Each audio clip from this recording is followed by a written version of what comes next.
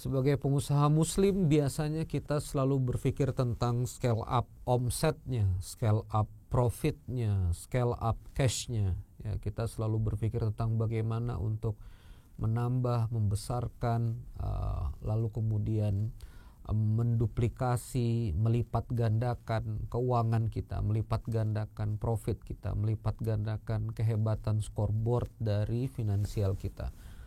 Tetapi ada satu hal yang sebetulnya sangat fatal ketika kita lupa untuk men-scale up rasa syukur kita. Kenapa ini menjadi urgent? Kenapa masalah scale up syukur nikmat ini menjadi sesuatu yang sangat fundamental? Kita akan saksikan tayangan Quranic Insight for Entrepreneur berikut ini.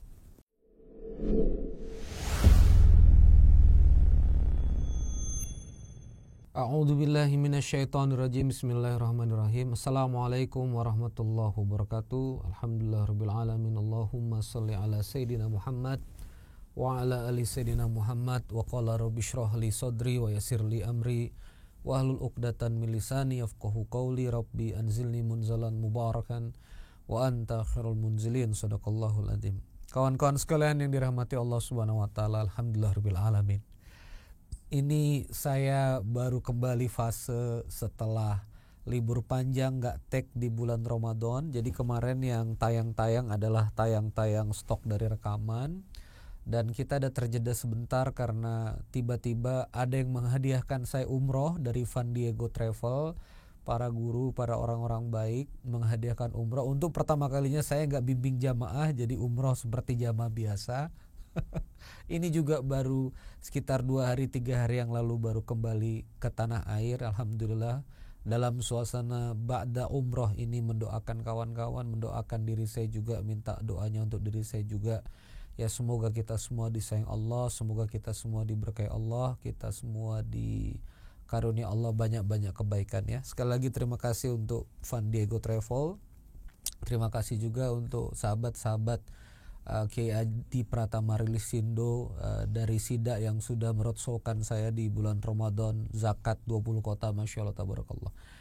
Kawan-kawan sekalian yang dirahmati Allah Subhanahu wa taala, jadi salah satu dari ayat yang sangat ditekankan dan diulang-ulang oleh guru saya Dr. Fahru Rozi Ansor di Ramadan lalu adalah dan di kajian Syawal yang awal-awal Syawal itu adalah surah An-Nahl ayat 112. Hari ini kita akan belajar tentang scale up rasa syukur nikmat ya, scale up syukur nikmat. Jadi topik kita pada kesempatan kali ini adalah scale up ya, scale up syukur nikmat. Nah, ini dia. Scale up syukur nikmat. Nah, gitu ya. Nikmat ini hamzah dia, nikmat ain ya. Jadi pakai point stroke sebetulnya. Cuma kalau di Indonesia itu sudah ditranslasi pakai K ya. Scale up syukur nikmat. Scale up syukur nikmat. Nah, kenapa kita penting untuk scale up syukur nikmat? Ini kan banyak yang kemudian teringat ayat la in syakartum la azidannakum wa la in kafartum inna adzabi lasyadid. Tetapi pada kesempatan kali ini saya ingin mengambil satu perspektif di Al-Quran. Kita akan mengambil insight dalam Al-Quran, yaitu Quran surah 16, surah An-Nahl ayat 112 ya. Surah 16, surah An-Nahl ayat 112. Sebetulnya ini dia memanjang nanti 112, 113, 114, tapi saya ingin pointer dulu di ayat 112. Mari kita baca sama-sama ya. Ini dia ayatnya. A'udzubillahi minasyaitonirrajim. Bismillahirrahmanirrahim. Wa daraballahu mathalan. Wa daraballahu mathalan. Dan Allah itu doroba. Doroba itu sebetulnya melemparkan, ada yang menerjemahkannya memukulkan. Tapi kalau daraballah itu artinya Allah membuat, Allah menghadirkan ya. Masalan, perumpamaan.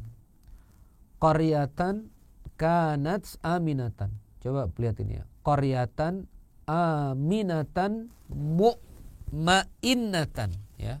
Qaryatan kanat aminatan mutmainnatan. Jadi Allah memberikan perumpamaan suatu negeri yang aman dan mutmainnah. Aman, tenang. Ya, nanti ini akan saya jabarkan. Ya, tiha rizquha. Ya, lalu kemudian Allah memberikan, ya, menghadirkan kepadanya, kepada qaryah itu, kepada negeri itu, rizquha, ya, rizkinya. Ya. Nah, ini rizki ragadan, yang kemudian melimpah ruah, min kulli makan, dari setiap tempat. Jadi ragadan tuh banyak, min kulli makan, dari setiap tempat. Gunungnya ada rizkinya, tanahnya keluar rizki, dari sungainya keluar rizki, ada ikan, dari dalam tanahnya ada mineral, ada tambang. Itu namanya ragadan min kulli makanin. Karena qaryah kan, ya. Jadi kalau misalnya dalam Islam barang tambang itu adalah milik negara, milik daulah, ya, api, tanah, air itu berserikat pada negara, ya itu qaryah. Rizkinya negara itu berarti kan, rizkinya wilayah itu, ya. Jadi dari mana-mana, dari langitnya turun hujan, dari gunungnya, ya, turun mata air, ya. Hulu sungai itu biasa di gunung. Saya baru dapat video tentang bagaimana hulu sungai. Jadi hulu sungai itu rupanya bebatuan, begitu di gunung saja mata air langsung keluar air, ya. Jadi betul-betul startnya sungai itu ternyata dari mata air itu, lalu kemudian nanti mengalir jadi sungai. Makanya ragadan min kulli makanin.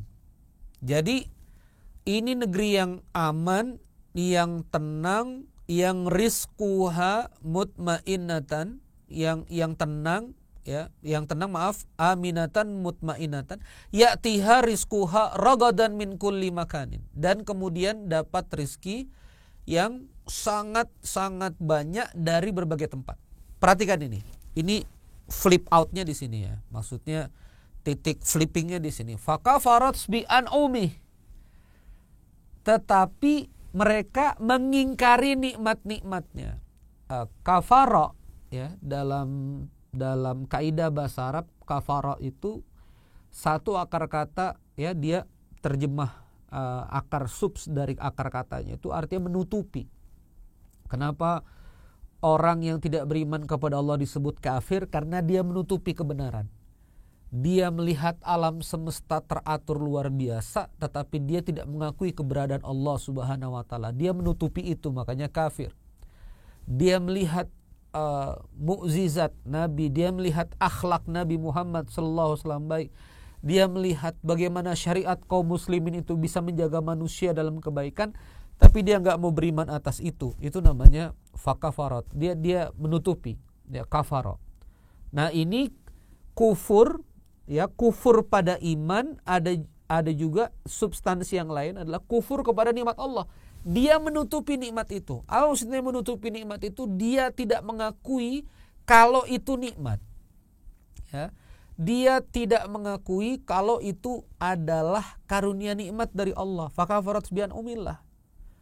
Dan dia mengingkari nikmat-nikmat dari Allah itu. Maka berubah itu tadi, ya.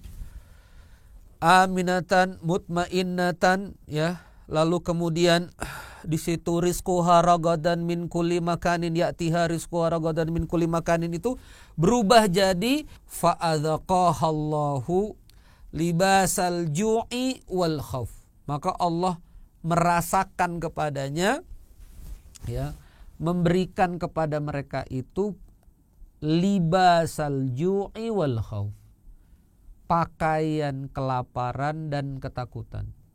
Apa maksudnya pakaian kelaparan dan ketakutan ini? Artinya diselimuti, ya, dibungkus masyarakat itu dengan kelaparan dan ketakutan, bima kanu yasnaun, ya, atas apa yang telah mereka perbuat, ya.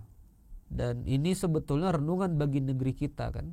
Rasanya semuanya ada, tetapi mengapa kemudian hari-hari ini kita diliputi lapar, diliputi kekurangan, diliputi kekhawatiran akan masa depan, diliputi kekhawatiran akan kehidupan, ya. Angka pernikahan turun. Ini statistik yang menunjukkan generasi sekarang ini takut menikah, takut berumah tangga. Ini luar biasa luar biasa. Salah satu yang kemudian kita bisa ambil di 112 ini. Nah, maka di situ walaqad ja'ahum dilanjutkan walaqad ja'ahum rasulun minhum fakadzabuhu fahadhahumul adzabu wa hum dzalimun. Sungguh telah datang kepada rasul dari kalangan mereka tetapi mereka mendustakan, maka mereka ditimpa azab. Mereka adalah orang-orang yang zalim, ya. Lalu kemudian di sini fakulu mimma razaqakumullahu halalan thayyiba washkuru nikmatallah in kuntum iyyahu ta'budun. Ya, maka makanlah makanan yang halal atas apa yang Allah berikan kepadamu, syukurilah nikmat Allah jika kamu hanya menyembah Allah Azza wa Jalla. Nah, maka dari itu di sini kembali lagi syukur nikmat ini. Washkuru nikmatallahi in kuntum iyyahu ta'budun. Baik. Saya kembali ke ayat 112 kawan-kawan sekalian. Jadi kita melihat dulu nih teman-teman sekalian, ya, struktur dari surah Quran surah 16 ayat 112 ini. Yang pertama teman-teman sekalian, kita harus menyadari bahwa karunia Allah itu tadi kita ketemu kalimat adalah aminatan, aman. Jadi aman ini kalau misalnya dalam istilah psikologi disebut dengan secure. Ya. Jadi secure, aman, ya, aman itu artinya manusia tidak dalam ancaman. Itu nikmat yang besar. Tidak dalam situasi perang, tidak diganggu orang, kita bisa bisnis, buka toko tenang di jalan, tidak ada kerusuhan. Ya, relatif kalau saya ada di kota Bandung, relatif kita juga di Indonesia, saya keliling hampir berpuluh-puluh kota di Indonesia, kita tuh relatif aman, ya. Jalan di jalanan, kita mau traveling jam 11 malam keluar, jam 10 malam keluar, itu relatif aman, ya. Tidak seperti di sebuah negara tuh, kawan saya cerita traveling ke sebuah negara itu mulai dari turun dari stasiun naik bis itu penuh orang mau nipu semua, ya. Bahkan di negara ASEAN ini ada yang kemudian kalau kita traveling itu, kalau kita naik bis itu sendirian orang Indonesia itu bisa dijambret benar-benar dalam bis. Kalau kita ngerasain di Jakarta, saya naik juga kemarin KRL, kereta listrik, itu kita aman gitu. Ini barokahnya Indonesia. Jadi tapi aman begini kita jarang kita nikmatin. Maksudnya jarang kita syukurin. Jarang kita merasakan bahwa nikmat aman itu adalah nikmat yang sangat besar. Nah, makanya kita scale up. Ya. Punya rumah, pagar, gak perlu pagar listrik, aman gitu kan. Pagarnya juga sebetulnya bisa diloncatin orang, aman. Taruh sendal di luar rumah, aman. Anak kita bisa sekolah, ya. Lalu kemudian di rumah juga kemudian kita nyaman. Nah, ini aman, aminatan. Nah, itu rizki. Mutmainnatan, tenang. Mutmainnatan ini tenang. Ya, tenang itu peace. Mungkin ini lebih dekat kalau bahasa Inggrisnya itu peace, ketenangan. Your inner peace. Ya, tenang. Baru kemudian ya'tiha rizquha, ya.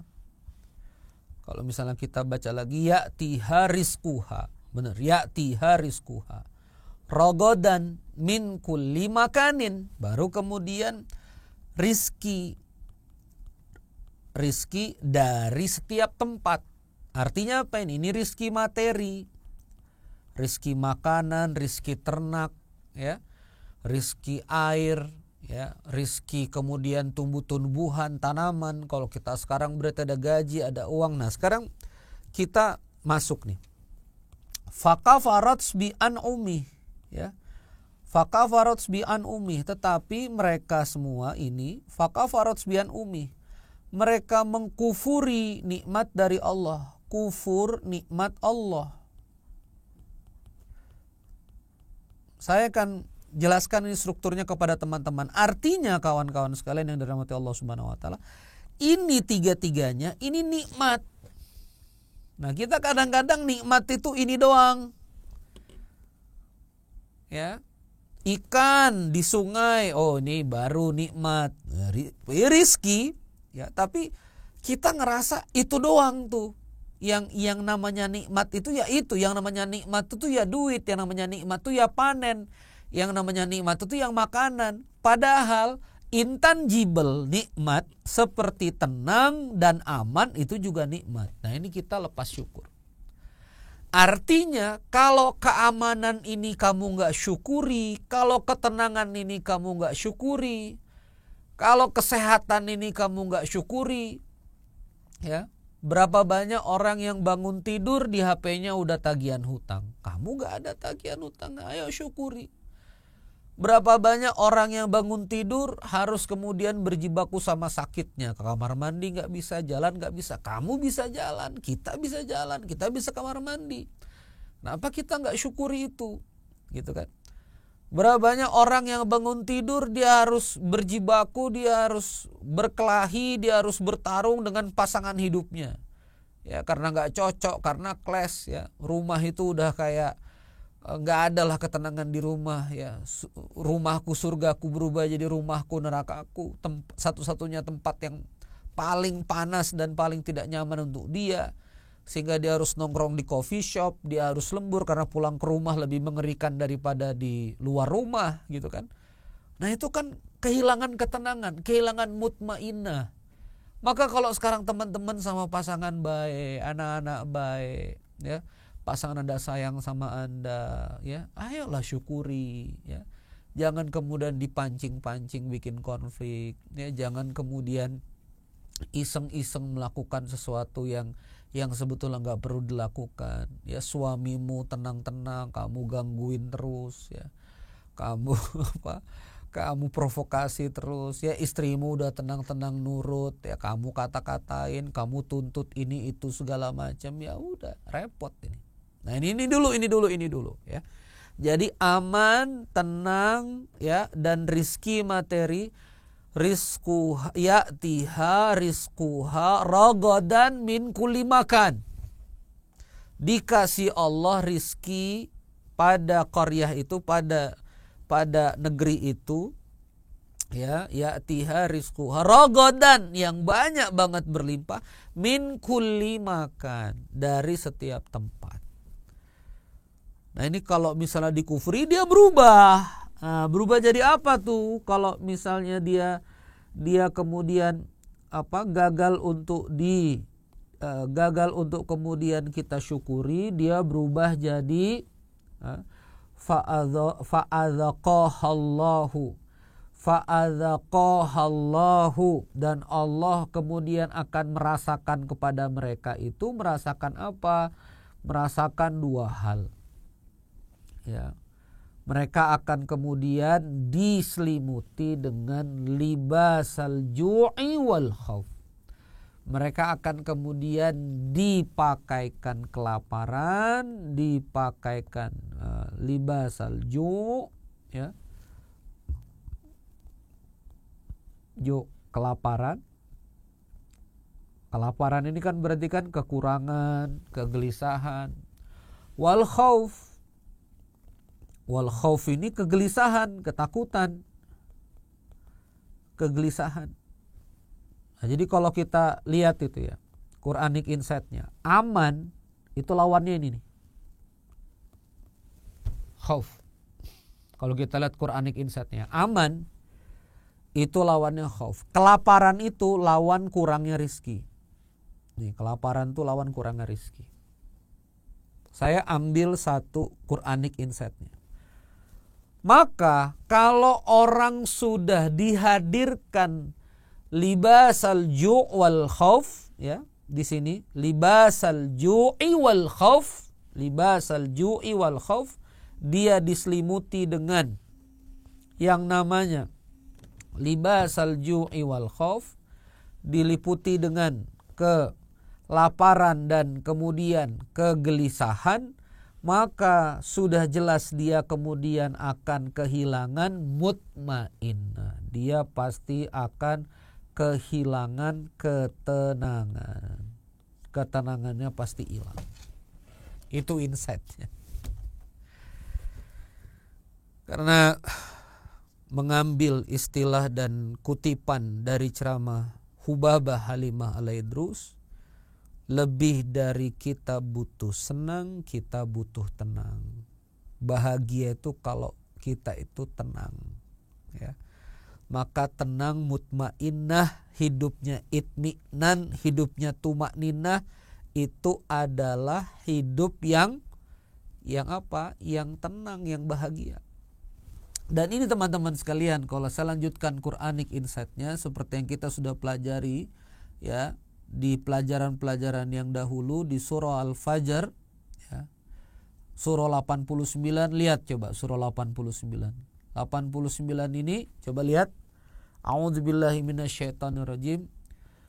Di sini dari ayat 27. Ya ayyatuhan nafsul mutmainnah. Ya ayyatuhan nafsul mutmainnah, wahai jiwa yang mutmainnah, irji'i ila rabbiki radiyatan mardiyah, kembalilah kepada Rabbmu wahai kamu yang radiyatan, yang kamu sudah ridho, yang kamu tuh ridho atas ketetapan Allah, mardiyatan, dan Allah juga ridho kepada kamu.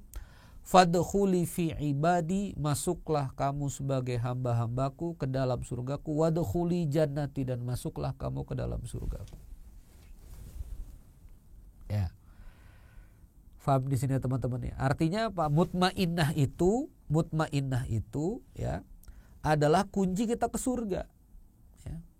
Jadi mutmainnah ini teman-teman sekalian adalah kunci kita supaya kita bisa masuk surganya Allah. Hanya jiwa-jiwa yang tenang yang masuk surganya Allah. Maka gimana berarti supaya masuk surganya Allah? Harus lawannya kufur nikmat. Jangan kufur nikmat. Apa itu? Syukur nikmat. Ya. Maka begini sekarang. Kalau misalnya tadi 3, aman, tenang, rizki, ini kemudian kita bisa syukuri, bukan kemudian kita kufuri, maka kemudian dia akan berkebalikan. Alju, kelaparan, jadi kecukupan, bahkan keberlimpahan. Ya, wal khauf, ya. Berarti kekhawatiran itu akan berubah menjadi sa'adah, akan berubah menjadi as-saja'ah, ya.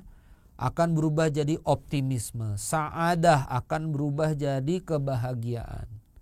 Akan berubah jadi sakinah, akan berubah jadi inner peace, ketenangan, ya. Dan ini tadi mutmainnah tadi akan tercapai, itminan tadi itu. Nah, di sini teman-teman sekalian konsep dari surah An-Nahl ayat 125. Ya, maka dari itu penting bagi kita untuk men-scale up rasa syukur kita kepada Allah. Men-scale up syukur nikmat kita kepada Allah. Ini episode 53. Nah, sekarang bagaimana implementasi syukur nikmat itu? Bagaimana kemudian implementasinya? Bagaimana kemudian tata pelaksanaannya, kita akan belajar di episode 54 ya, scale up syukur nikmat part 2. Ya, terima kasih. Wassalamualaikum warahmatullahi wabarakatuh.